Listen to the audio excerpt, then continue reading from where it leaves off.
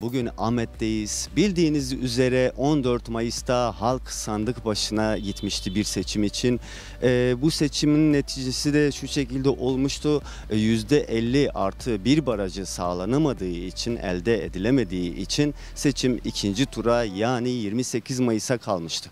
Peki 28 Mayıs seçimleri nasıl bir atmosferde gelişecek, sonuçları ne olacak ve bunları Ahmet halkına soracağız. Bakalım Ahmet halkı bizlere neler söyleyecek?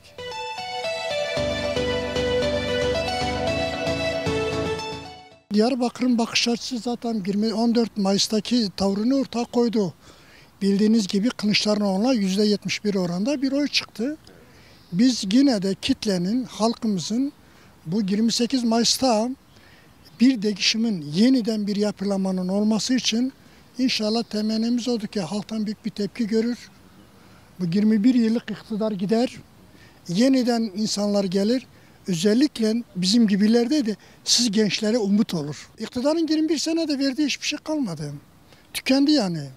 Son dönemde ne kadar ülkenin milliyetçileri ve MHP tarafında topladı. Bu halkımızın yeniden yapılmaya ihtiyacı var. Türkiye 85 milyon oldu. Bunun en az %50-60'ı hep genç, dinamik insanlar.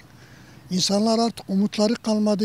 Yeniden bir umudun yaratılması, yeniden bir yapılanmanın özünde demokrasinin gelmesi. Demokratik olmayan her ülke hem ekonomik hem siyasal hem de sosyal anlamda çökmeye mahkumdur. Buradan 28 Mayıs'ta sandık başına gidecek seçmenlere çağrınız nedir? Benim bütün insanlara çağrım şudur. 14 Mayıs her şeyin sonu değildir. 24 Mayıs yine insanlar için bir şanstır. Her zaman bir değişim dönüşüm olma ihtimali çok büyüktür. Bir yapılanmaya, bir yeniden yapılanma ihtiyacı vardır. Gençlik için, gelecek için, çocuklarımız için olması gereken budur. Maalesef bu 20-21 yıldan biz hiçbir refah, huzur, güven görmedik. İnşallah bundan sonra siz göreceksiniz. Biz daha görsek de önemli bir şey yok. Biz değişimi düşünüyoruz. 20 yıldır AK Parti'nin önünde olduğu sürece bu seçim gün gün kötüye gidiyor. İnsanlar perişan durumda. Kimse kimsenin hak görmüyor. Yani bazı insanlar diyor ki AK Parti iyi ama AK Parti'nin şu anki durumu insanların aç ve perişan durumda olduğuna kimse farkında değil. Gerçekten insanlar çok zor durumdadır. Gitsinler, baksınlar, insanları dolasınlar, evliliği dolasınlar. Kimi insan bakma belki bizi şu an maddi durumda belki birimizin var parası olabilir ama çok insanlarımız aç durumda, perişan durumda.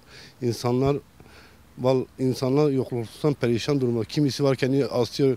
Kimsede haberi yoktur. Yani demek istediğim şu, değişim şart. İnsanlar zor durumda. İnsanlara yardım etmek lazım. Yani çok insan çalışmıyor. Bakma kimsenin halinden anlamıyor. Biz bu konuda bunu düşünüyoruz. Yani değişim olması şarttır. Seçmenlere çağrınız nedir? 28 Mayıs'ta sandık başına gidecek olan seçmenlere. Herkes oyunu kullansın. Çünkü sonuçta bu bizim geleceğimiz için, bizim bir umutumuz için. Herkes oyunu kullansın, herkes sandığını korusun. Sandığa dikkat etmesi lazım. Sandık önemlidir. Sandık bizim için çok önemli bir şeydir. 5 yılda bir oy kullanıyoruz. Oyumuzu değerlendirelim, oyumuzu güzelce kullanalım. Tayyip olduğu müddetçe, Bahçeli'nin olduğu bir yerde ben istemiyorum o ülkede yaşamayı. Fakat bunları yok etmemiz için bizim özgür bir şeyde yaşamamız, bunların gitmesi lazım. Bizden ne geliyor oy, ben ne geliyor oğluma, çocuğuma, arkadaşıma, komşuma gidin oy verin. Başka da bir şey yapamıyoruz. Peki bu noktada ne tarz tedbirler alınmalı, ne yapılmalı bundan sonraki süreçte? Sandık müşahitliği yaptım. Çok. Hem Yüksek Seçim Kurulu'ndan da parti ta 90'larda 80'larda. Şimdi seçilen şeyler de bence Millet İttifakı oy ötesi kadar sandıklara sahip çıkamıyor. Benim görüşüm. Çok dikkatli olmaları lazım, çok çalışmaları lazım. Millet İttifakı diyen diğer şahıslar. Buna Babacan, Davutoğlu, öbürü, Mollaoğlu, Demokrat Parti hepsi Kılıçdaroğlu'ndan fazla çalışmaları. Bugün ben sana bir işe girişeceksen dürüst davranmam lazım. Dürüst de davranmadığın yerde zaten karşı taraf her türlü pisliğe bulaşmış. Her türlü pisliğe. Adam diyor ki mülki amirlere zırhlı araçları hazırlayın. Soylu, çünkü soyu yok bence. Yani bir insan bu kadar kirli konuşuyor. Ben utanıyorum bu şekilde konuşmaya ama onlar hak ediyor. İnşallah kaybederler. Ha tabii inşallah ne maşallah ne Allah'ın kuvvetine bu iş sadece ona bırakılmaz. 5 yılda birdir o oyu gidip kullanacaksın. O eğer bana deseler bırakılsa ben sandık başında kalırım götürürüm ta şeye kadar. Bir seçmen olarak görevli değil. Şurada Fatih Lisesi'nde ben sandık torbamı aldım oylarla beraber taksiye koydum. Polis müdahale etti dedim o benim görevim. Sandık başkanıyla beraber seçim kuruluna kadar götürdüm. Ama 28'inde eğer halk ayıksa o da Kemal Kılıçdaroğlu liderdir. Kazanır. Öyle bir 5 sene de bir onu dinleyek. Yani hakkı var yani. Ya 20 sene sen bu liderliğini yaptı yeter ya. Değişimde fayda var diyorsunuz. Fayda var ha.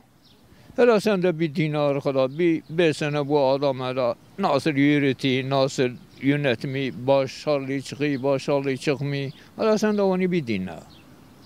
Anladığım kadarıyla seçiminizi Kemal Kılıçdaroğlu'ndan yana yapacaksınız. Neden peki? Ya şimdi hak bunundur. Yani haklarına sorarsan hak Kemal Kılıçdaroğlu'nun. Bunun süresi bitti ya yeter. Biz öyle düşünüyoruz. 28 Mayıs'ta yapılacak seçimler için buradan seçmenlere çağrınız nedir? Neler söyleyebilirsiniz onlara? Şimdi ne de herkes kendi kendine doğru dürüst hiç kimse kimsenin müdahale etmesin olaysız bu şey geçsin. Ama yani benim gönlüm Kemal Kılıçdaroğlu'na.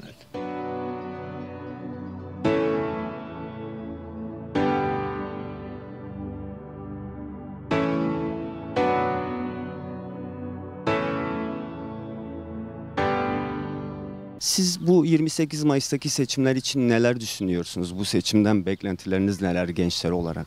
Yani benim 28 Mayıs'tan tek beklentim şu anlık iktidar sahibinin düşmesi ve ülke ekonomisini kötü etkiliyor diye düşünüyorum. Yanlış politikaları uygulayarak hani çoğu insanın ülkede yani refah içinde yaşaması yerine daha kötü şartlarda yaşamasına sebep oluyor. Zaten hani Kemal Kılıçdaroğlu'nun da dediği gibi hani en büyük hırsızlığı gençlere yaptılar. Gençlerin haklarını çaldılar. Mesela bir kahve olmuş ne kadar hani sonra işte biz bir kahve alıp paylaştığımız zaman da bu bazı malum partinin şahsları paylaşıyorlar işte ekonomi sözde kötü diye ekonomi kötüyse niye gençler bunu şey yapıyor diye. Gençlere bu hakkı da görmüyorlar. Hani o yüzden bir an önce bence hani gitmelerini lazım. Türkiye bir değişim şart. Ama hani yeni gelen de ne kadar iyi olabilir onu tam emin değilim. Yani temennim iyi olmasından dolayı ama bir değişim şart. Peki 28 Mayıs'taki seçimler 14 Mayıs'taki seçimlere kıyasla nasıl gelişecek sizde? Yani istediğiniz gibi olumlu sonuç alınabilecek mi? Yani eğer bizim İç Anadolu Türkiye'si gibi bir sorunumuz olmasaydı zaten 14 Mayıs'ta ilk turda bitirmiştik. Ama maalesef deprem bölgesindeki vatandaşlarımız da keza İç Anadolu'daki teyzelerimiz, dayılarımız da bu kötü gidişatın farkında olmadığı için maalesef halen malum kişiyi destekliyorlar. Yani inşallah böyle gözlüklerini açıp gerçekleri görmesini isteriz. Yani bir an önce Türkiye'ye bir değişimin olmasını isteriz. 28 Mayıs'ta sizin tercihiniz kimden yana olacak? Kemal Kılıçdaroğlu. 28 Mayıs'taki seçimlerde sizin tercihiniz kimden yana olacak? Tercihimiz vallahi bunu düşürmek için şeytan da orada bıraksa ben ona veririm bunlara vermem. Bak ben şahsen dinimde soğumuşum. Benim günahım da onların arkasından giden onların boyundadır. 22 yıldır ben her şeyde mahrum kalmışım. Yani ne din kaldı, ne iman kaldı, ne namus kaldı, ne şeref kaldı, ne haysiyet kaldı. Hiçbir şey kalmadı. Eskide böyle bir şey yoktu. Her şey yerindeydi. Bu bağlılık, hele bu bağlılık ekonomi. Ekonomi zaten halkın anasını ağlattı. Evet. O bir de utanmadan çıkıyorlar, bilmem böyle olmuş, şöyle olmuş, daha bilmem daha da beyefendi gelecek, daha da düzelecek. Öyle bir şey var mı? Daha da gitgide kötüleşiyor. He? 22 yıldır her seferde diyor düzelecek, kötüleşiyor. Bunun neresi düzelecek? Hayır, öyle bir şey yok. Gitgide yani insanlar artık kuru ekmeğe muhtaç olacak. Ha, kuru ekmek de bile bulamıyorlar. İnsanları görüyorum, vardır kuru ekmeği de bulamıyorlar. Yazık değil mi bu halka? Sen bu zulmü ediyorsun. Yavmada yapamıyorsun. Ya yeterdir. Yeterdir babam. Niye her seferde hele git de fotoğraflarına bak ya. Asmışlar sanki bu yeni geliyor bilmem ne. Ya nefret etmişiz ha. Bıkmışız hayatımda ya. Hayatımızda bıkmışız babam. Ya biz artık yaşamak istemiyoruz ha. Son olarak buradan seçmenlere çağrınız nedir 28 Mayıs için? Seçmene ya Allah için, ya peygamber için, ya bu rejime vermeyin. Vermeyin, daha kötüleşiyor, daha gitgide biz rezil oluyoruz. Ya başkasına ver babam, dene. Ya 5 yıldır ver, dene. O olmadı, tekrar başkası olsun. Yenilik şart diyorsunuz, değişim şart diyorsunuz. Tabii. Yenilik şarttır. O biz artık nefret illallah ediyoruz ya. Bıkmışız ha, hayatımda bıkmışız ya, yaşamak istemiyoruz babam. Ya bu ne işti başımıza geldi 22 yıl ya. Allah Allah, bunun neyisi iyidir bana söylesinler. Gelsin bana söylesin, dese bu iyidir, ben de diyeceğim hay tamam. Ama öyle bir şey yok.